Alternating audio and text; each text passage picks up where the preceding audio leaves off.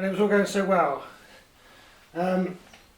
Most of the exhaust system is in, and it all fits amazingly well actually. To get the downpipe to go in, and it has to go under this cross member and then over the next cross member. I ended up having to take out the gearbox mount to get enough room for it to move about, and jack the whole thing up. Anyway, now it's here. I've been offering up the connector onto this manifold, and it just doesn't want to know.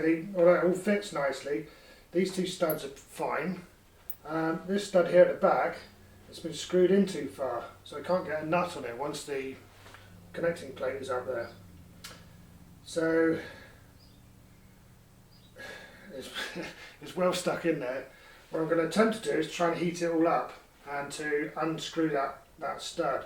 If I can get the stud to drop down just 1/4 inch, that's all, then the whole thing will bolt up and it'll all be sweet.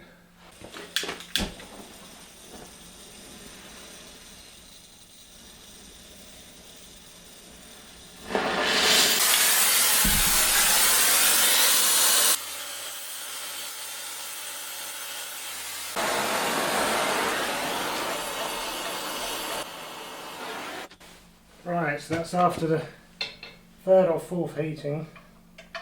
Now let's see if we've got any.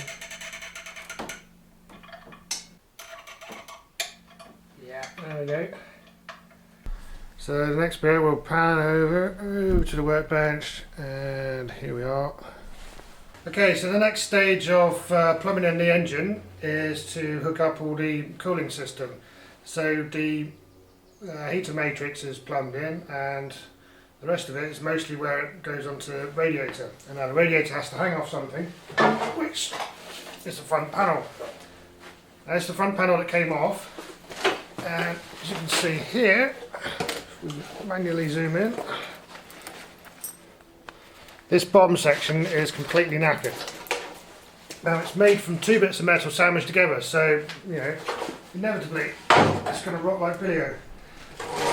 So there's, yeah, that's the corner. So instead of trying to replace that sort of complicated pressing shape, what you do is just chop the whole thing off and replace it with a bit of this, which is 40 by 40 by 3 angle iron.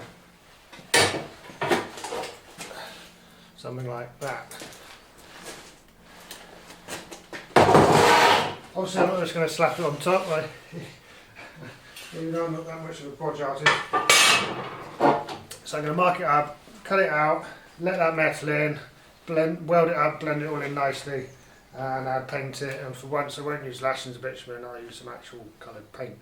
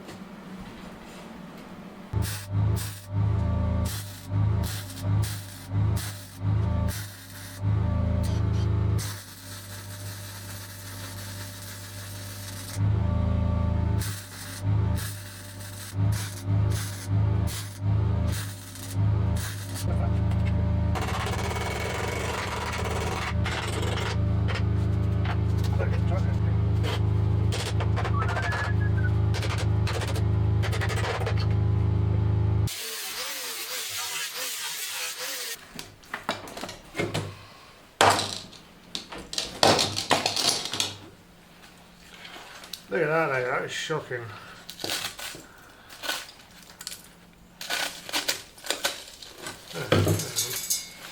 Look at a hole in it.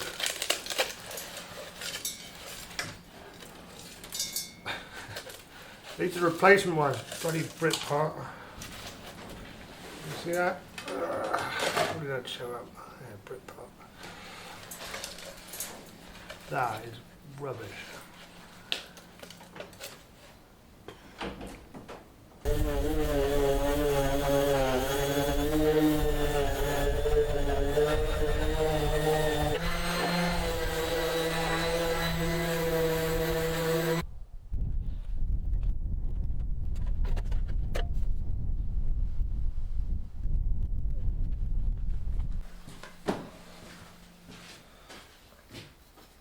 So you can just see some of the where the welding's got in on this side. You can just make it out, and that's where the weld bead is bitten into this metal.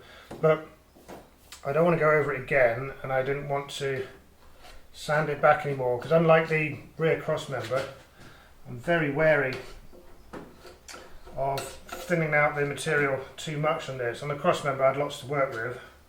It's nice thick lumpy stuff. This really isn't on this side, isn't it? So I'm just going to put on just a skim of filler. I don't know why I mix so much, I don't know. And then I'll sand nearly all of that away again. Just like I have on the bulkhead.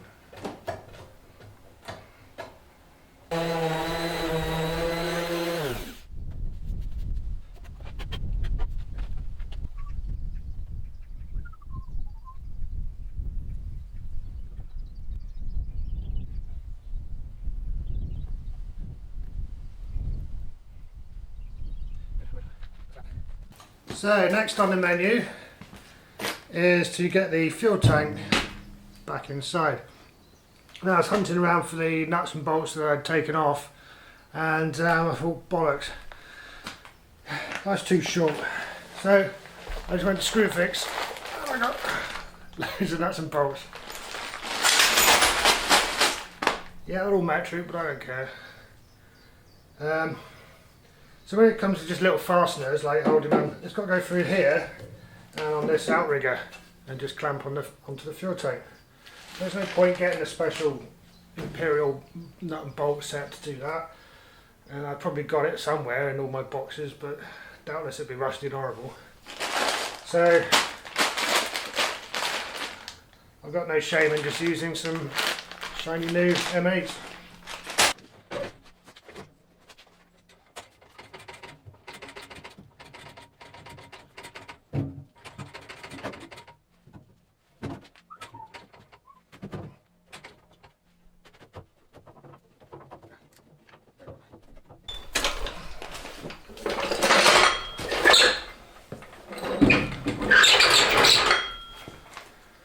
Right, that's in. So, just got to put the rest of the bolts in. Then I can work out the fuel lines.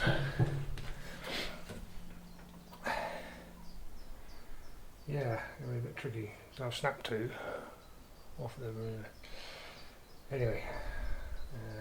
Yeah, enough for now.